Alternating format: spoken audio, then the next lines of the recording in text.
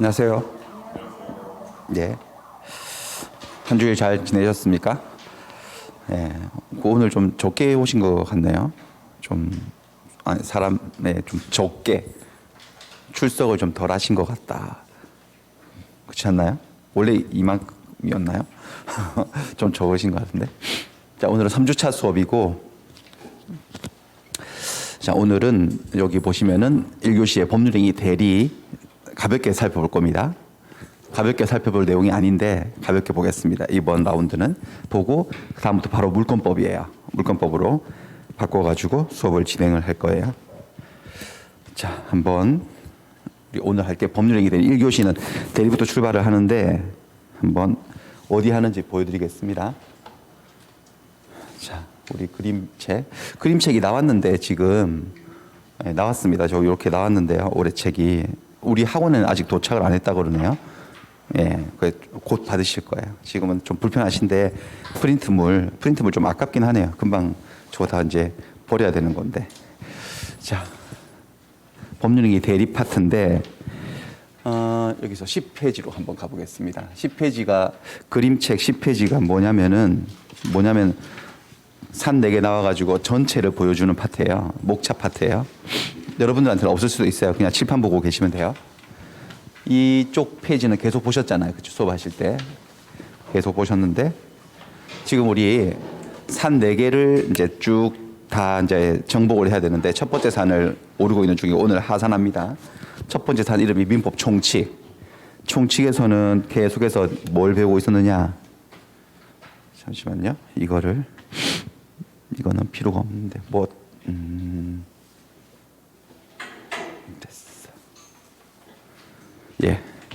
총칙에서는 뭘 배우고 있었느냐. 법률행위를 공부하고 있었죠. 법률행위. 계약 같은 거야.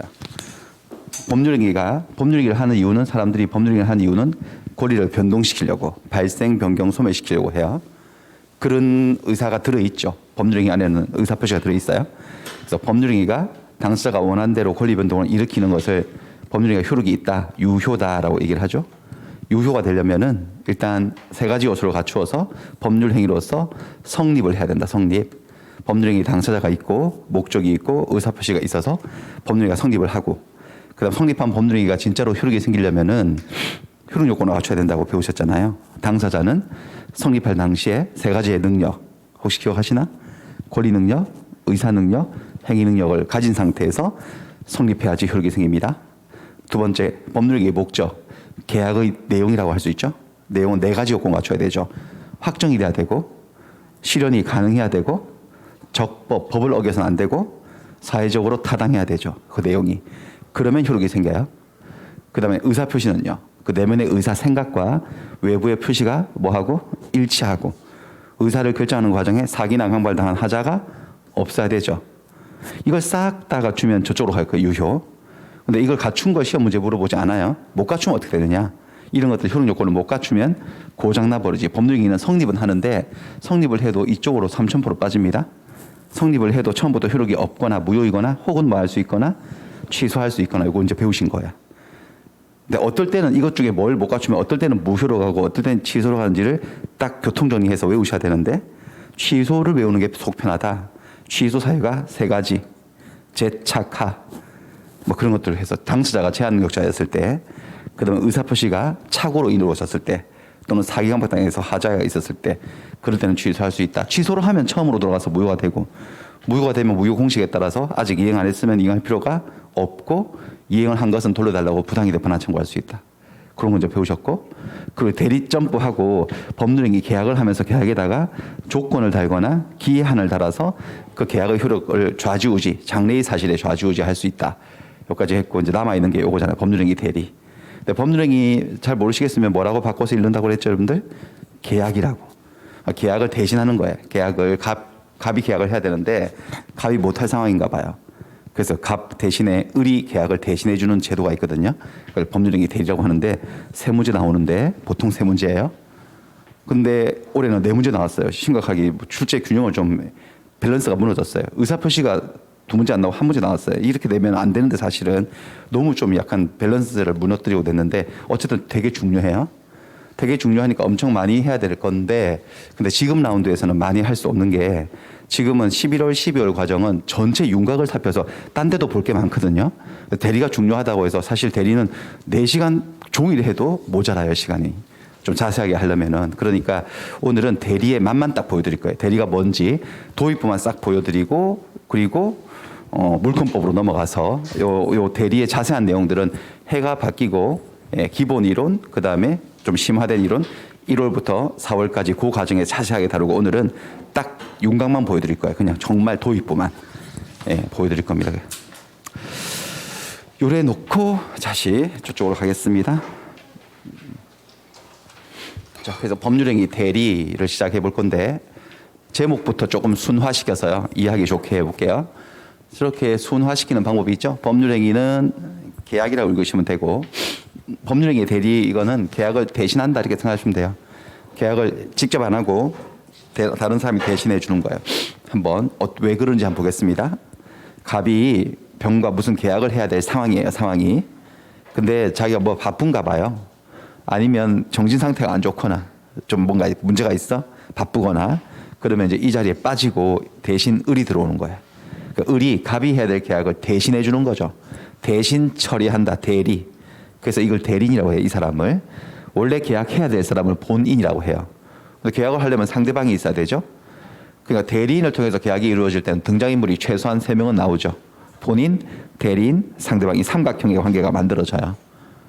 사례를 좀 스토리텔링을 좀 해야 되는데 요 이제 우리 그림이법의 여주예요. 여자 주인공. 이름은 수진이고 수진이 삼촌이에요. 왜 계약을 대신해 주느냐? 삼촌이 여기 부산에 살고 있는데 부산에 살고 있는 집이에요. 이 집이.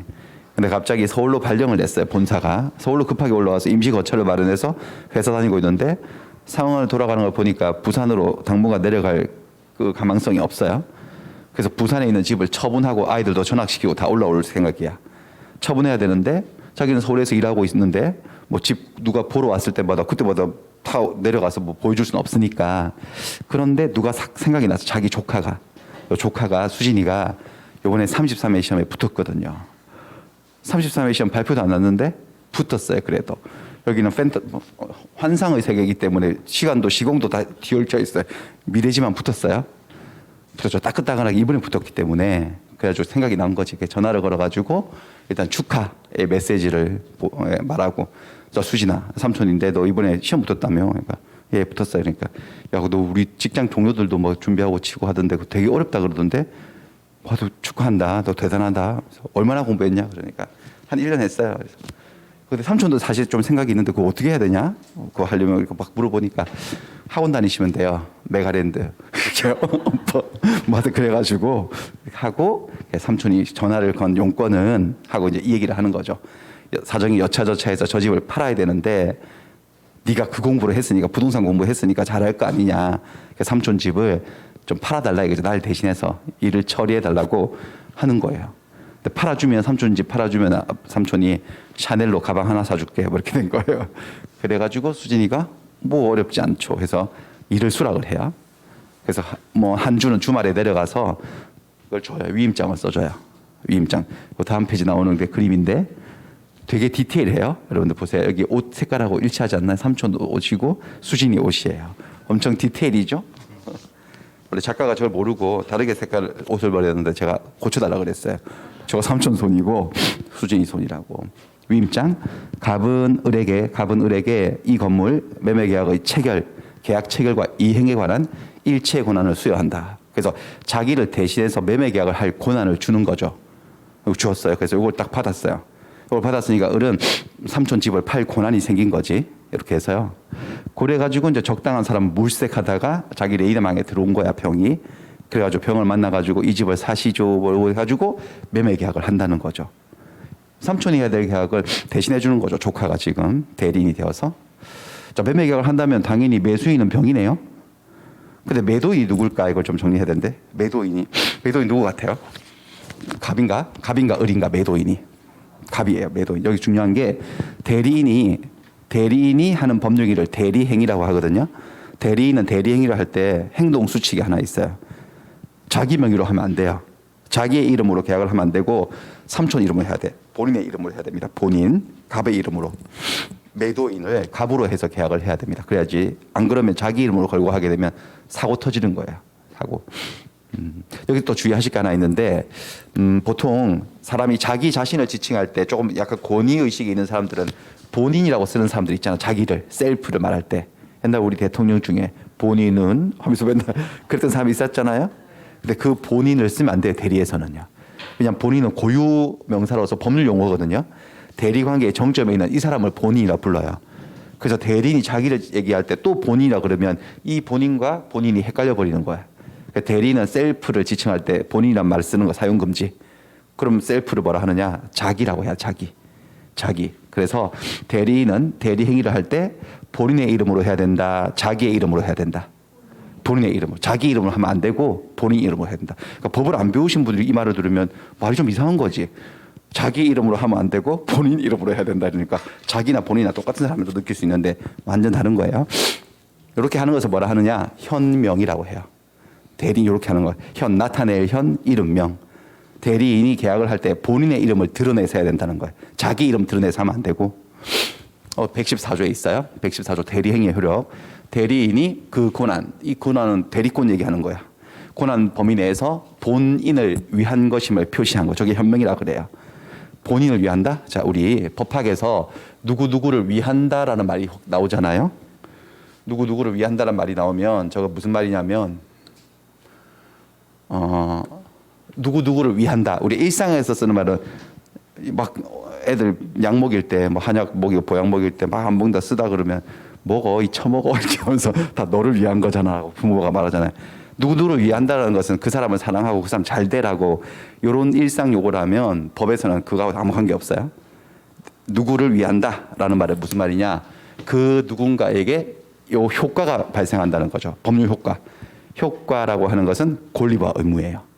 본인을 위한다라고 하는 것은 계약은 내가 하지만 요 계약상의 권리와 의무는 나에게 안 생기고 본인에게 발생한다는 것을 밝히는 거예요. 상대방 밝히는 거 이걸 현명이라고 해요. 현명을 해서 한 의사표시는 직접 본인에게 효력이 생긴답니다. 그렇게 이렇게 계약을 하면 본인에게 효력이 생긴대요. 효력이 뭐라고? 효력이 권리와 의무. 그럼 매매 계약상의 권리와 의무는 바로 이거 아닐까요? 이거예요. 대금 지급 청구권, 매도인의 권리, 돈 주세요라고 대금 지급을 청구할 권리, 의무는 소유권을 넘겨줄 의무. 요게 수진이에게 생기는 게 아니고 삼촌에게 직접 바로 생기는 거죠. 계약을 얘가 했다고 해서 권리와 의무가 대리인에게 생겼다가 대리인이 삼촌에게 토스 건네주는 게 아니고 계약은 얘가 하면 그 순간 곧바로 갑에게 효과가 생긴다. 권리와 의무가 발생하는. 이게 대리제도의 기본 틀이에요. 그래서 이렇게 얘기하죠. 대리란 타인이 본인의 이름으로 의사표시를 하고 의사표시를 받고 해서 계약을 해서 그 효과를 직접 다이렉트로 본인에게 귀속시키는 돌리는 제도를 대리제도라고 하고 이때 저 대신해주는 타인을 대리인이라고 하고 본인의 이름을 걸고 하는 것을 뭐라 한다고요? 현명. 이렇게 하는 걸 현명이라 하고 그 다음에 효과를 직접 본인에게 귀속시킨다 할 때 이 효과는 이 계약상의 권리와 의무를 얘기합니다. 권리와 의무가 바로 본인에게 생긴다라는 거죠. 이게 대리예요, 대리.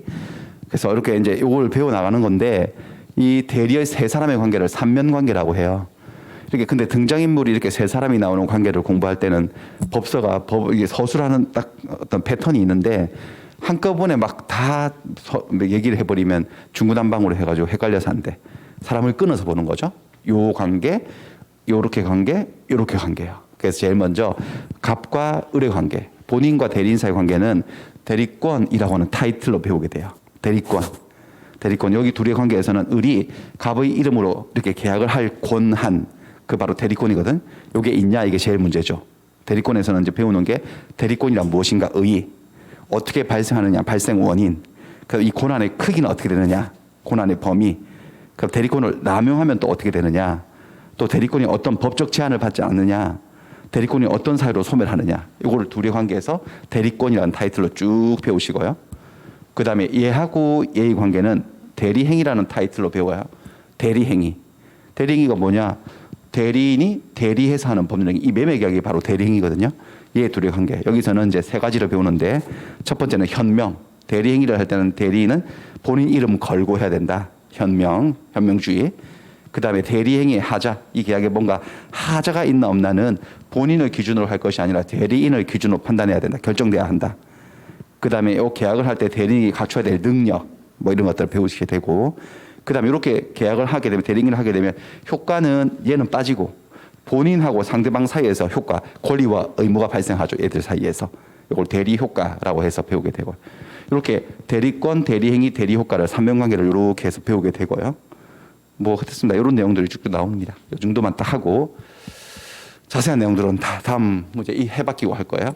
그다음에 기본 개념 대리의 종류 나오는 법률 용어들입니다. 대리는 임의대리, 법정대리, 능동대리, 수동대리, 유권대리, 무권대리 뭐 이런 식으로 막 나눠져요. 저 단어가 어떤 뜻인지 정도 배울 건데 제일 먼저 임의대리, 법정대리부터요. 임의대리, 법정대리는 어떻게 구별을 한 것이냐면 대리권이 발생한 원인이 달라요. 얘도 대리인이고 얘도 대리인인데 대리권이 생긴 원인이 달라요. 임의대리는 본인의 의사에 의해서 발생한 거야. 본인이 원해서 대리권을 줘서 대리권이 생긴 거고요. 법정대리는 본인의 의사하고 상관없이 발생한 거야. 자, 그래서 이거 같은 경우는 금방 봤던 사례인데요. 대리권을 줬지. 대리권을 수여했어요. 대리권 수여. 그렇게 해서 대리권이 생겼으면 임의대리권이고, 이런 수진이 같은 대리인을 임의대리인이라고 해요. 임의가 뭐죠? 뜻에 따라서 본인의 의사에 의해서 의거해서 발생한 대리권을 임의대리권, 그 대리인을 임의대리인이라고 얘기를 합니다. 그럼 본인은 대리인이 될 사람에게 대리권을 수여하는 행위를 한 거죠. 대리권 수여 행위. 이 행위를 이렇게 얘기해요. 수권행위라고. 수권행위라 하면 이거네 대리권 수여 행위의 줄임말이지. 한자로 쓰면 이렇게 되죠. 대리권을 줄 숫자죠. 대리권이란 권한을 주는 행위. 수권 행위로 생긴 대리권을 임의대리권이라고 얘기를 합니다. 그래서 조문을 하나 보여드리면 128조 조문 내용을 배우려고 하는 게 아니에요. 조문에 나와 있는 표현을 보려고 하는 거예요. 법률 행위에 의해서 수여된 대리권이라고 했어요. 법률 행위, 이게 법률 행위잖아요. 에서 수여된 대리권, 무슨 대리권을 얘기하는 거죠? 법정 대리권 아니면 임의대리권. 임의대리권 얘기하는 거예요. 제목도 임의대리의 종류예요. 내용은 뭐 다른 내용인데 다른 내용이 있는데 나중에 배우기를 하고, 그러니까 임의대리권은 법률 행위로 수여된 거구나, 본인이 수여한 거구나, 대리권을 이렇게 하시면 되고. 근데 이쪽을 보시면 이쪽은 전혀 다른데, 이쪽은 얘가 애하고 엄마거든요. 6살이에요. 6살짜리의 능력을 우리가 보자면은 6살짜리도 권리 능력은 있습니다. 사람은 출생하는 순간 그냥 권리 능력이 있어서 이런 몇 억짜리 건물의 소유권자가 일 수 있습니다. 6살짜리도. 하지만 의사 능력이라고 하는 것은 없습니다. 의사 능력은 저렇게 어리면 의사 능력이 없다고 봐야 되죠. 저런 애가 의사 능력이 없는 상태, 만취된 상태라든지 너무 어리다든지 정신병이 들었다든지 그런 상태에서 계약을 하면 계약은 무효라고 하는 걸 배우셨어요, 여러분들. 그다음에 얘가 좀 자라고 해서 10살이 되고 12살 이렇게 되면은 의사 능력은 서서히 생기죠, 이제. 하지만 19이 될 때까지는 행위 능력은 또 없습니다. 제한 능력자죠. 그러니까 혹시 19이 되기 전에 집을 자기 혼자 팔아버리면 취소 사유가 있는 거지. 그러니까 얘는 19이 될 때까지 혼자서는 집 팔 능력은 없지. 근데 경우에 따라서 얘가 갖고 있는 집을 팔아야 될 상황이 생길 수도 있어. 근데 누가 저 애하고 계약을 해주겠냐는 거죠. 너무 어리면 무효고, 좀 커도 19이 될 때까지는 취소 사유가 있어서 아무도 법을 조금이라도 안다면 안 해준다는 거죠, 계약을. 그럴 때 엄마가 또는 아빠가 대신해서 집 팔아줄 수 있어요. 이건 대리권이 그냥 생겨 있어요. 이거는 본인의 수권행위가 필요 없고 법률의 규정에 의해서 생긴 대리권, 이런 대리인을 법정 대리인이라 하고, 법조문은 911조 친권을 행사를 하는 부 또는 모는, 아빠 엄마는 미성년자인 자식의 법정 대리인이 되어서 미성년자 집을 계약을 대신해 줄 수 있다. 대리권이 있는 거예요, 그냥. 그다음에 또 얘가 이제 다 자라가지고 19세가 되었어요. 19세가 되면 친권은 사라지는 거죠. 친권은 자기 아이가 미성년자 시절에 있을 때만 갖고 있는 권리거든요, 부모로서. 그럼 자기도 이제 어른이 된 거니까 혼자서도 얼마든지 계약할 수 있는데, 근데 불행히도 19세가 됐는데 애가 정신이 조금 이상해. 그래가지고 어쩔 수 없이 성년 후견 개시 결정을 받았어요. 그럼 피성년 후견이 되는 거죠. 그럴 때 얘는 후견을 받고 있는 피후견인이고, 얘가 후견하는 사람이라면 어른이 됐지만, 그렇다면 후견인은 피후견인의 법정 대리인이 된다라고 그랬어요. 그러니까 미성년자인 자식의 친권자들, 그다음 후견받고 있는 사람의 후견인들은 대리권 수여를 안 받아도 저렇게 대리권 수여 안 받아도 그냥 대리권이 생겨 있죠. 무엇에 의해서요? 법률의 규정에. 법률의 규정을 두 글자로 줄이면 뭐라고 하는 거죠? 법정 대리인이고 법정 대리권이라고 얘기를 합니다. 그런데 이렇게 해서 이렇게 구별을 하는데 법정 대리는 우리가 이제 대리에서 문제가 네 문제나 나온다 그러는데 여기서는 안 나옵니다. 그러니까 법정 대리는 그 개념이 뭔지만 알고 계시면 되고 자세하게 뭘 물어보지 않으니까 이 정도로 하시고 우리가 주로 공부하는 파트는 이쪽이다라는 겁니다. 근데 지금 이 원리는 뭐를 조금 우리가 이해를 하면 좋냐면 13페이지 그림이법 13페이지를 보여드릴게요. 13페이지를 가보시면은 제가 이게 민법의 틀이라고 했거든요. 민법 세계에서 민법을 바라보는 어떤 창 같은 거죠. 민법 세계를 바라보는 창이에요. 패러다임인데요. 그러니까 요건과 효과, 이 원인과 결과죠. 뭔가 결과가 생기려면 원인이 있어야 되고요. 여기 효과, 결과라고 하는 것은 권리가 발생, 변경, 소멸하는 거예요. 권리가 발생되거나 변경되거나 소멸되었다면 그런 일이 생겼다면 반드시 뭔가 원인이 있는 거예요. 근데 원인은 두 종밖에 없다 그랬죠. 이걸 자꾸 머릿속에 담으셔야 돼. 하나의 원인을 뭐라고 부르죠? 법률, 행위. 또 다른 하나의 원인을 법률의 규정. 그 둘의 차이는 이 법률 행위 속에는 사람의 뭐가 들어있다. 그 속에 의사표시. 권리를 변동시키겠다는 의사표시가 들어있는 거예요. 그래서 그 의사표시대로 당사자가 원하는 대로 권리 변동이 일어나고 법률의 규정 속에 이런 원인들 속에는 뭐가 들어있지 않다. 그 속에는 사람의 의사표시가 들어있지 않아서 이건 의사대로 아니면 법대로 법에 정해진 대로 권리 변동이 일어난다. 이 틀을 벗어나는 게 없다니까요. 그럼 방금 우리가 공부한 거 대리권이 수진이에게 생겼다 또는 엄마에게 생겼다. 물론 대리권은 근데 여러분들 권리는 아니에요. 이게 권자로 끝나 있지만 권리가 아니라 권한이라고 하는 다른 종류인데 어쨌든 구조는 비슷하니까 대리권이 없다가 생겼으면 발생했으면 반드시 원인이 있어 없어 법에는요. 있지. 그 원인을 뭐라 한다고? 법률, 요건. 요건은 두 종밖에 없다니까 하나는 뭐라고요? 법률, 행위. 또 다른 하나는 법률의 규정이에요. 그러면 대리권이 생긴 원인도 법률 행위로 생길 수가 있어요. 사람의 의사표시로 생길 수 있다고. 사람의 의사. 누구의 의사였을까요? 이거는요. 본인의 의사. 본인이 대리권을 줘야 되겠다. 삼촌이 수진이에게 대리권 줘야겠다는 의사를 표시해서 본인의, 여기 본인이죠. 삼촌의 의사에 기해서 삼촌이 원한 대로 대리권이 생긴 대리권. 이쪽 대리권은 뭐라 한다는 거죠? 임의 대리권이고. 그 다음에 아이의 엄마라든지 후견인 이런 사람들은 본인의 의사하고 아무 상관이 없이 무엇에 의해서 법률의 규정에서 생긴 대리권을 무슨 대리권을 한다고요? 법정 대리권. 계속 이래요. 전부 다 이렇다니까. 민법이 다 이래요. 이 원리를 하루빨리 간파를 하고 이 비밀 같지도 않은 비밀을 빨리 알아차리셔야 되는 겁니다. 그리고 임의 대리권을 발생시켜주는 본인의 법률 행위를 부르는 말이 뭐였더라? 아까 저 네 글자? 수권행위. 수권행위. 수권행위가 일종의 뭐라는 걸 알 수 있는 거죠? 법률 행위, 대리권 수여 행위. 그럼 수권행위가 법률 행위라면 뭐 아니면 뭐에 해당할 건데? 계약 아니면 단독행위인데 뭐 같아? 대리권 수여하는 행위는 계약 같아요? 단독행위 같아요? 느낌에. 계약 같죠? 단독행위예요. 단독행위예요. 대리권 수여하는 행위는 일방적으로 이루어지는 단독행위예요. 어떻게 일방적으로 하지? 그러면 수진이가 원치 않는데도 그렇다는 건가? 그렇죠. 나중에 배우시게 되고 그런 얘기들은. 어쨌든 그렇습니다. 요 정도 하고 그 다음에 다시 돌아와서 이거 임의대리, 법정대리 얘기한 거고 그 다음에 두 번째는 능동대리, 수동대리. 이건 뭐 별거 아니에요. 정말 간단한 건데 자 이제 임의대리 수진이만 했어요. 엄마는 치우고 수진이 임의대리인. 수진이가 그러면 삼촌 집을 팔아야 되는 거야. 그러니까 누군가를 만나가지고 이 집 사세요라고 의사표시를 한 거야. 자 능동대리, 수동대리는 의사표시의 방향성의 문제예요. 되게 쉬워요. 대리인이 상대방에게 의사표시를 했어요. 이 집 3억에 사실래요? 라고. 그렇게 했을 때 이거를 능동대리라고 하죠. 또는 적극대리. 능동적이잖아요. 근데 계약이 여러분들 이렇게 일방적 의사표시로 이루어져요? 합의로 이루어져요? 합의. 이거 사실래요라고 먼저 했으면 이걸 뭐라 하죠 여러분들? 청약. 승낙 받아야 되죠. 그럼 승낙을 이렇게 해가지고 승낙도 본인을 대신해서 받아주는 거지. 이건 의사표시를 하는 거예요? 받는 거예요? 받는 거죠. 승낙을 상대방이 승낙하면 승낙을 수령하는 거죠. 의사표시를.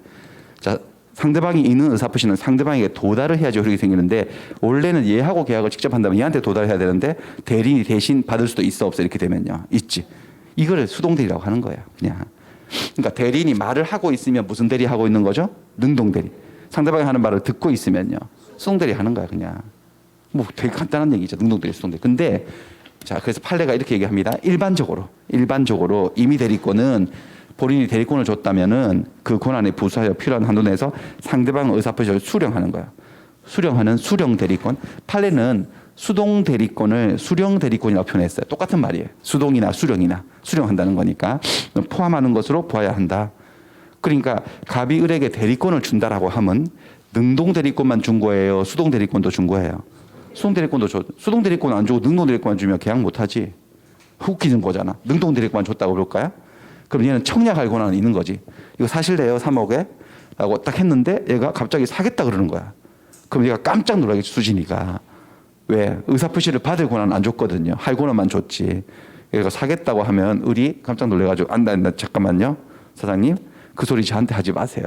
우리 삼촌이 저한테 능동 대리할 권한만 줬지 수동 대리할 권한은 안 줬기 때문에 사신다고 할 줄 몰랐네 차마. 사고 싶으시면 내 삼촌 전화번호 찍어줄 테니까 삼촌한테 직접 하세요. 나는 그거 받을 권한은 없으니까.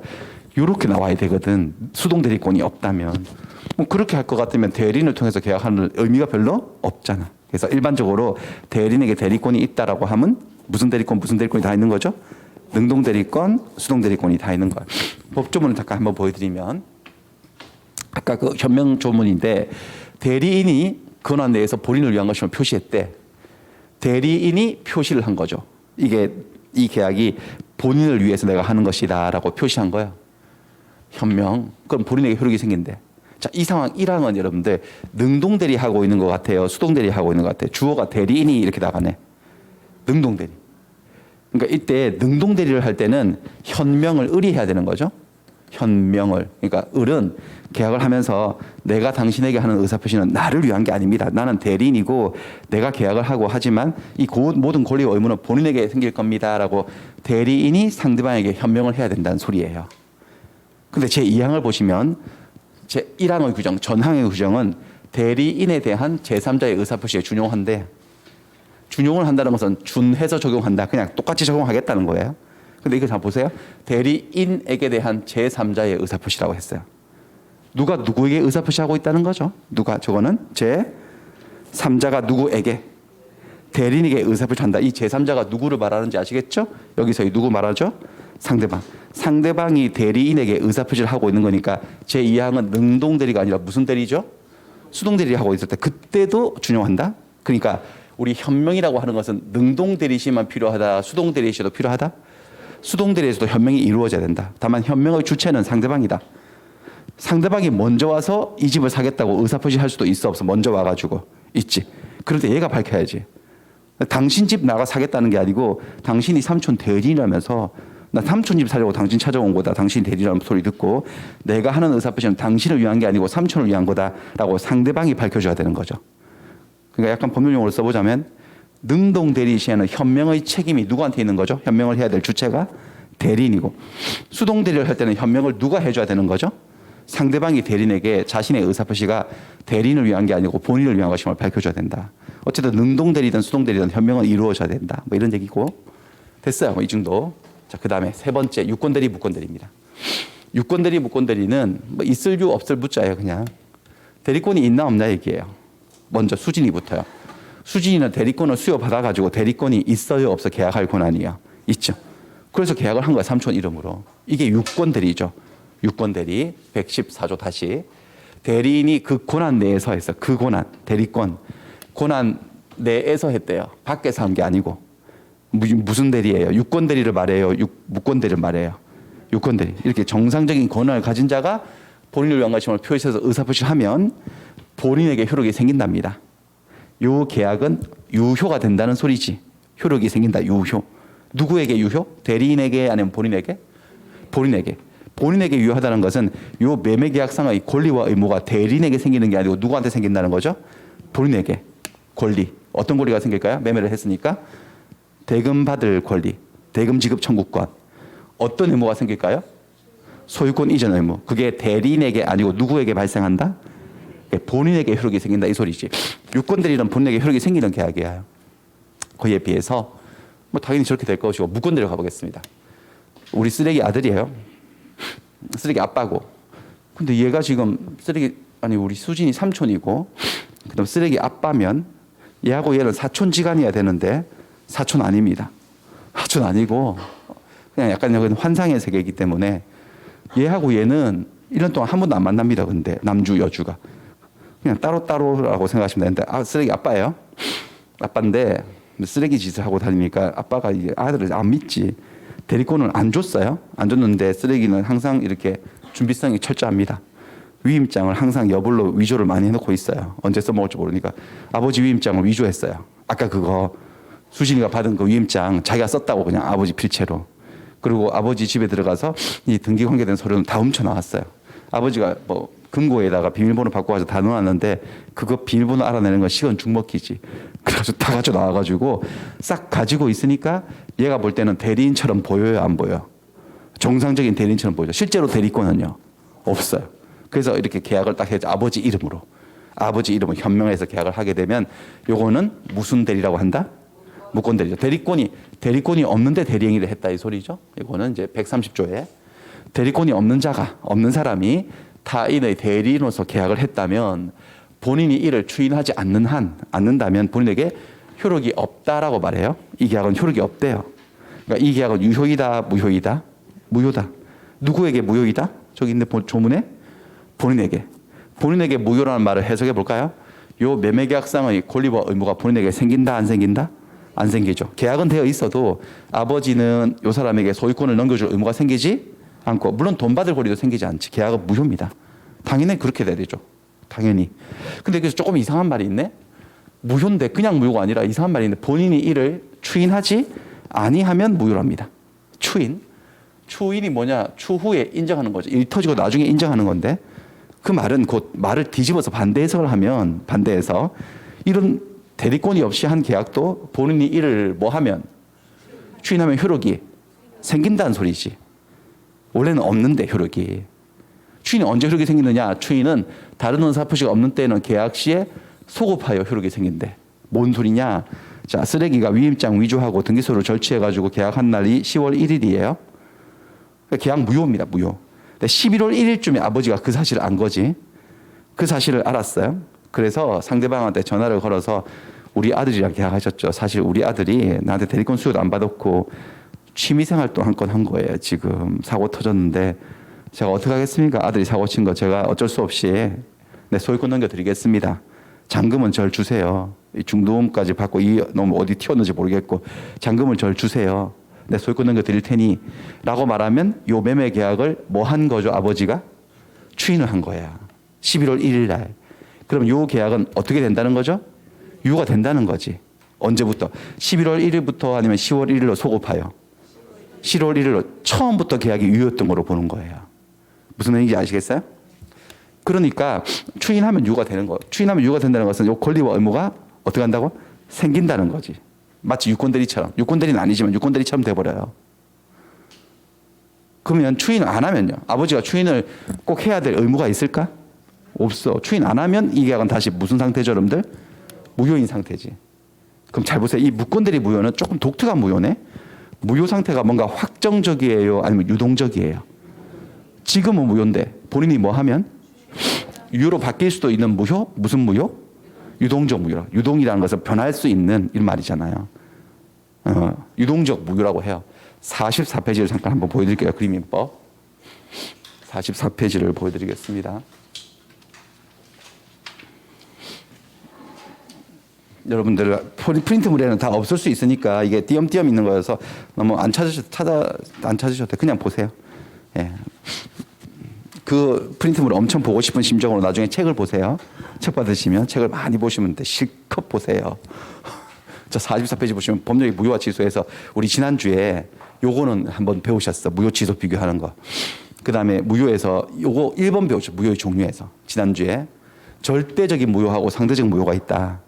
절대적인 무효는 누구에 대해서나 무효일 때, 자기들끼리만 무효가 아니라 선의의 제3자에게도 무효를 주장할 수 있을 때 절대적 무효다.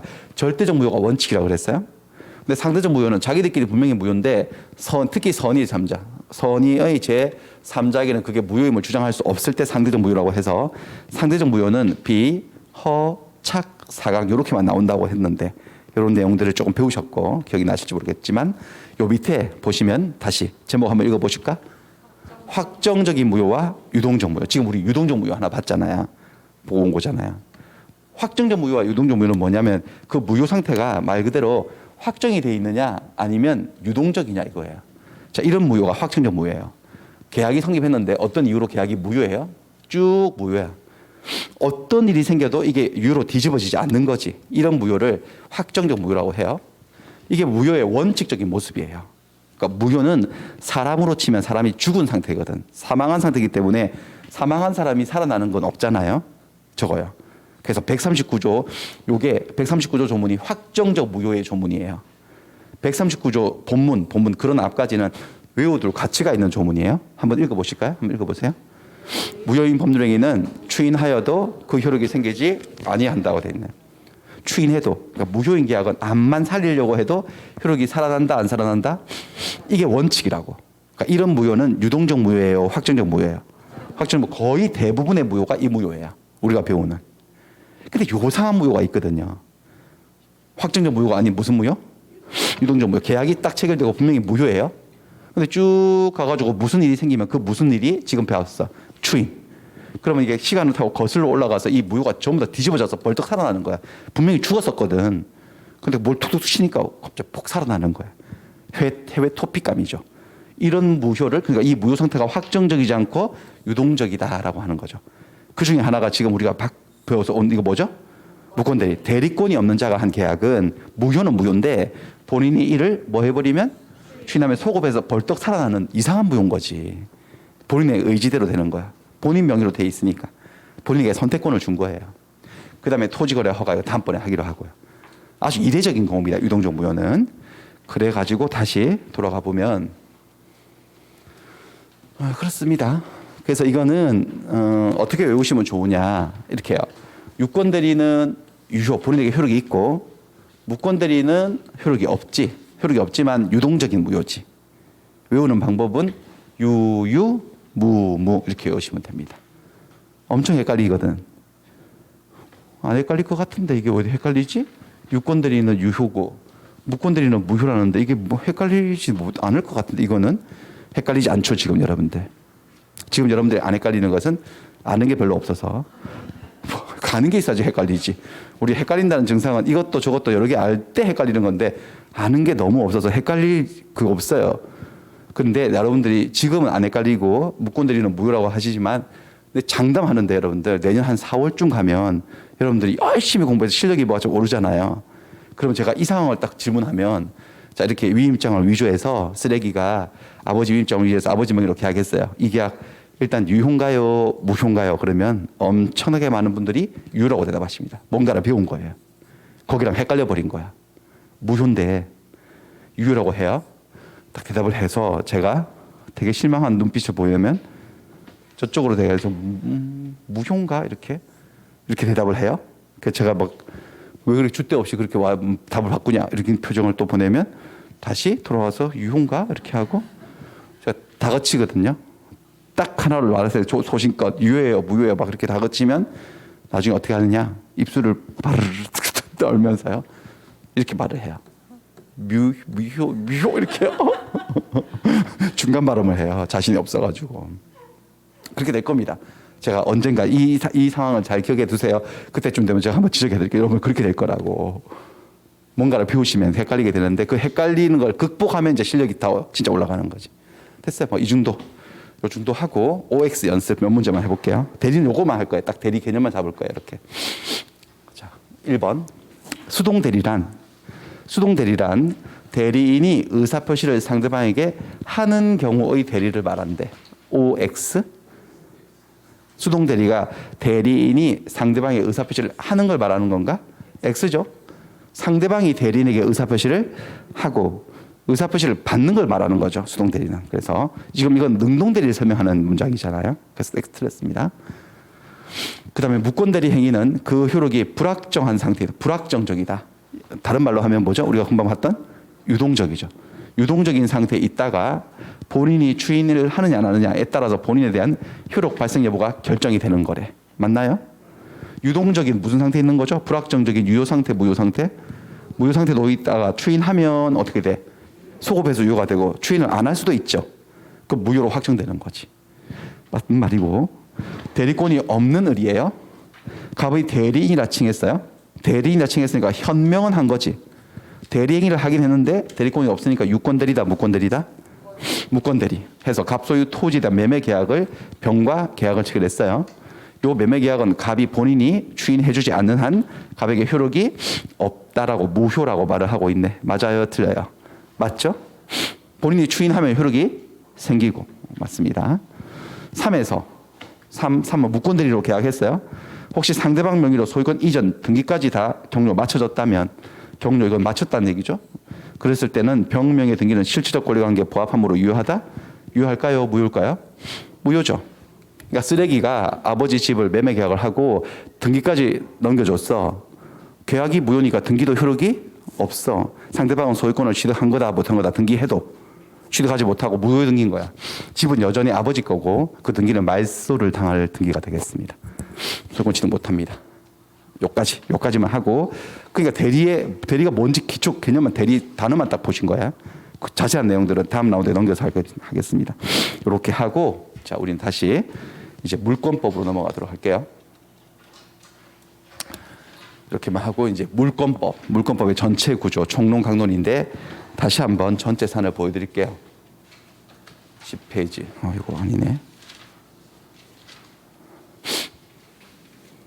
자, 우리 다시 그림미법 10페이지를 제가 보여드리면 지금 첫 번째 산을 하산을 한 겁니다. 첫 번째 산 이름이 뭐라고요? 총치. 산 총 몇 개라고? 4개예요. 첫 번째 산 이름 외우세요. 총치. 두 번째 산 이름이 뭐라? 물권. 세 번째 산은 계약. 네 번째 산은 특별법에 5봉우리가 돼 있는. 네 번째 산은 거의 안 할 건데요. 이번 라운드에는. 자, 물권이에요. 물권이라는 산도 더 커요. 총칙도 되게 높은 산이었는데 물권은 위험도 하죠. 14문제 나와요. 총칙은 10문제 나온다면 물권은 14문제 나와요. 물권은 뭐냐? 물건에 대한 권리예요. 물건을 지배하는 권리를 물권이라 하고 현재는 물권 총론과 강론으로 되어 있습니다. 물권 강론은 각각 따로 배우는 건데 우리 물권법에는 민법 물권편에는 물건을 지배하는 물권이 8종이 있어요. 8종. 8개. 첫 번째 점유권, 두 번째 소유권, 세 번째 지상권, 지역권, 전세권, 용유물권이라 그래요. 그 다음에 유치권, 질권, 저당권, 담보물권이라 그래요. 하나, 둘, 6개. 총 8개의 물권. 따로따로 배우는 게 강론이에요. 각각 배운다 해서 강론이고 강론에서 보통 10문제 정도 나와요. 따로따로. 그 다음에 이 물권들이 가지고 있는 공통적인 원리를 배우는 게 총론이에요. 총괄적인 이론. 한 서너 문제 나와요. 그래서 오늘은 총론만 총론도 다 끝에 좀 끄트머리 남겨두고 총론을 진행을 할 거예요. 총론, 물권 총론. 물권 총론도 총설과 물권 변동 파트로 돼 있어요. 이렇게 되어 있습니다. 이 정도를 가지고 자 시작을 해볼게요. 자, 물권법의 전체 구조가 물권이 어떻게 나눠진다고요? 총론과 강론. 강론부터 강론에는 물권이 몇 개가 있다? 일단 숫자는 8개. 8개. 첫 번째 점유권, 두 번째 소유권, 세 번째 지상권, 지역권, 전세권. 그다음에 유치권, 질권, 저당권. 저 다 외워야 되느냐? 지금 외우실 필요는 없죠. 왜냐하면 이거 하나하나를 자세하게 배우거든요. 소유권 한 4시간, 점유권 2시간, 전세권 한 1시간, 지역권 뭐 한 1시간, 지상권 2시간, 저당권 4시간, 유치권 2시간. 질권은 안 배우고, 질권 우리 시험 범위 아니고. 그러니까 자세하게 들어가 배우기 때문에 나중에 다 배웠는데 권리 이름이 생각이 안 나네. 그런 경우는 없습니다. 그러니까 지금 억지로 권리 이름을 외우실 필요는 없고 저렇게 8가지 물권들을 따로따로 배우는데 우리 지상권, 지역권, 전세권을 합쳐서 이렇게 불러요. 불러보세요. 용익물권. 용이 뭐냐면 사용의 용자예요. 수익의 익자예요. 그러니까 남의 물건을 사용하고 수익하는 물건이에요. 처분은 못하고. 그 다음에 유치권, 질권, 저당권을 이렇게 불러요. 뭐라고? 담보물권. 얘들은 남의 물건을 사용 수익은 못하는데 돈을 받기 위해서 처분할 수 있는 처분물권이에요. 이렇게 따로따로 배우는 게 물권 강론이고 그 다음에 총론은 이 공통 원리를 배우는데 다시 총설과 물권 변동으로 나눠지고 총설은 이런 내용, 변동은 이런 내용으로 돼 있어요. 그래서 오늘은 여기까지 쭉 한번 짚어볼 건데 물권 총설에 물권에 의해서는요. 물권의 개념 여기서는 물권이란 권리하고 채권이란 권리를 비교해서 감각을 기르셔야 돼. 비교. 두 번째 물권의 객체는요. 물권은 물건을 지배하는 권리이기 때문에 그 대상 객체가 물건이에요. 물건은 물건인데 물권의 객체는 하나의 물건이어야 된다. 독립성을 가진 하나의 물건이어야 한다는 원칙이 일물일권주의예요. 그 다음에 물권의 종류 몇 종이 있다고 민법에 이렇게 8개 이렇게 법이 정해놓았어요. 법이 정해요. 물권의 종류는 법이 정한다. 당사자가 임의로 계약을 통해서 새로운 종류의 물권은 창설할 수 없다. 물권 법정주의. 그다음 물권의 효력이에요. 자, 이 개별 물권들의 효력은 제각각 다 달라요. 소유권의 효력과 지상권의 효력은 당연히 다릅니다. 전세권의 효력, 저당권의 효력이 전부 다 다릅니다. 다른 권리들이기 때문에. 근데 총론에서 나오는 효력은 공통적 일반적 효력이에요. 물권들이 가지고 있는 공통적 일반적인 효력 두 가지, 우선적 효력하고 물권전 청권을 배우시게 되고, 그러니까 물권 변동론으로 넘어가면 물권이 변동이 뭐죠? 발생, 변경, 소멸하는 거. 이런 권리들이 발생, 변경, 소멸하면 널리 사람들에게 그런 사실을 알려야 돼. 널리 보여줘야 된다. 공시의 원칙. 공시의 원칙. 그리고 그 공시되어 있는 그 공시 수단, 방법을 믿고 물권 거래에 참여한 사람은 설령 그 공시가 좀 잘못되어 있다 하더라도 보호를 해줘야 된다는 원칙, 공시의 원칙. 그러니까 물권행위는 안 다르고 지금 2라운드에서는요.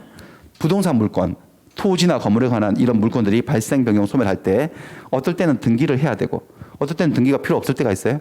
등기가 필요한지 여부죠. 등기를 해야 되는 경우도 있고 안 해도 변동이 일어나는 경우가 있어요.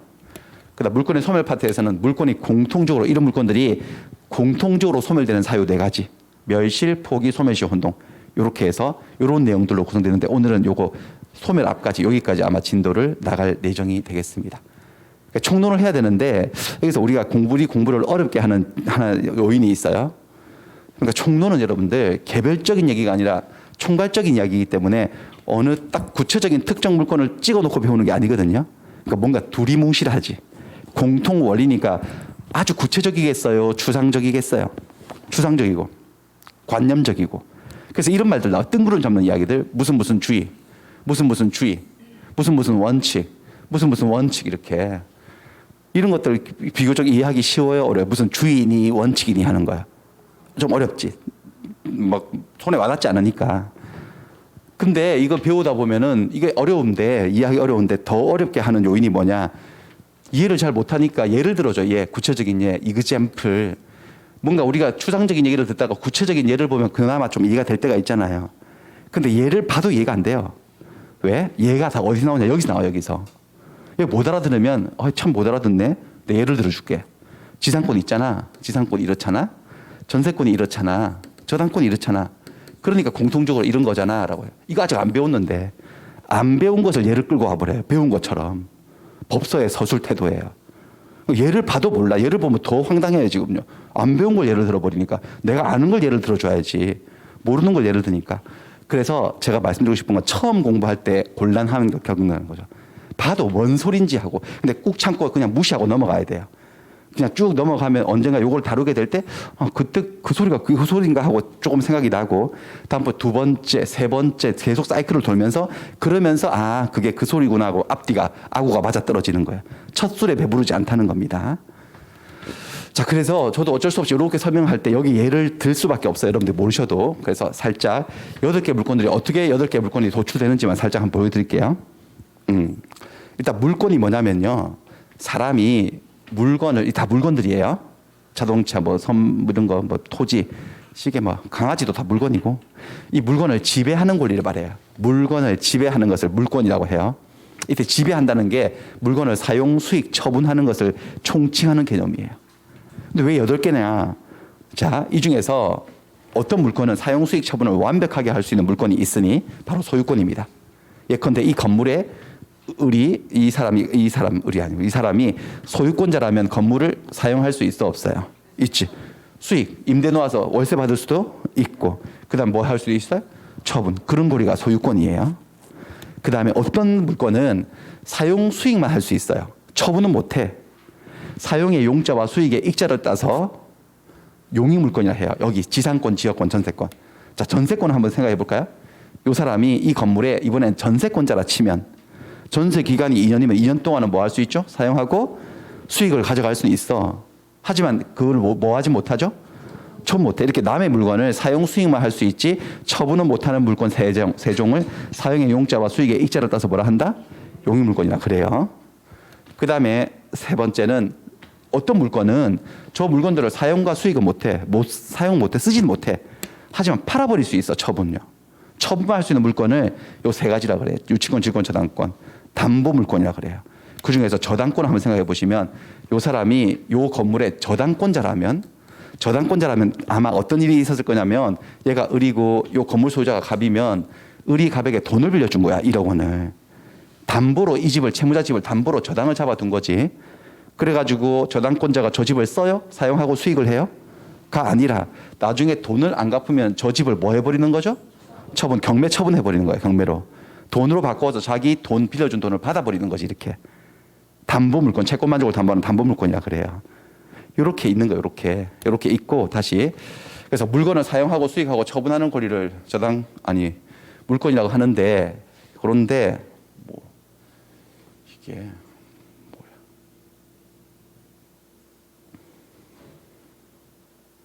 그런데 이렇게 소유권이란 권리는 사용 수익 처분을 다 할 수 있으니까 완전 물건이라 그래요. 그다음에 얘들은요 부분적으로만 할 수 있다. 용익물건하고 담보물건을 합쳐가지고 제한물건이라 그래. 그러니까 이 용어들을 알아들으셔야 돼. 책에 제한물건 이렇게 나오거든요. 제한물건은 뭐하고 뭐를 합쳐서 용익물건 3개, 담보물건 3개 총 몇 개? 그러니까 6개를 합쳐서 뭐라 한다? 제한물건. 뭔가 제한적이잖아. 완전하지 않잖아. 소유권은 완전하고. 그럼 사실 18개 중에 여기 선을 나눠가지고 여기 밑에 있는 7개 물건들을 본권이라 그래요. 뭐는 본권이 아닌 거네. 그러니까 조물권은 본권이 아니네. 그럼 조물권 저는 뭐지? 쟤는 가만 냅두세요. 그냥 쟤는 성격 더러워요. 가만 놔두세요. 지금 건드리면 안 돼. 쟤는 독고다이야. 조금 놔두고 이렇게 해서 이 중에서 제가 예를 주로 들게 소유권, 전세권, 저당권. 그나마 우리 귀에 제일 익은 거니까. 그래서 조문을 살짝 한번 보고 갑니다. 소유권은 뭐냐? 소유자는 법률의 범위 내에서 소유물을 뭐 할 수 있다? 사용, 수익 처분할 수 있는 권리고 전세권자는 전세금을 걸어야 돼. 일단. 전세금을 지급하고 남의 부동산이에요. 자기 거 아니고 남의 부동산을 점유해서 용도에 조차 뭐 하는 권리다? 사용하고 수익하는 용익물권이고. 그 다음에 저당권은요. 저당권자는 채무자나 제3자가 점유를 이전하지 않고 채무담보로 제공한 부동산에 대해서 다른 채권자보다 자기 채권의 우선 면제를 받아갈 수 있다고. 그러니까 돈을 안 갚으면 저거를 처분해서 경매로 처분해서 자기의 그 배당에 참가해서 자기의 채권을 다른 채권자들보다 어떻게 받는다고요? 우선 변제를 받아갈 수 있는 담보물건이에요. 이렇게 해가지고 시작을 할 건데 제일 처음에 물권의 의의와 특성을 볼 겁니다. 물권의 의의와 특성. 근데 물권의 의의와 특성에서 항상 물권하고 채권하고 비교하면서 공부를 해야 된다고 했어요. 공부를 비교를 하면서 해야 되는데 시간이 많이 됐네요. 이렇게 되면 이까지 다 해야 되는데 어쨌든 여기서 시간이 많이 됐으니까 좀 쉬었다가 들어가 보도록 하겠습니다. 좀 쉬었다 하겠습니다. 네.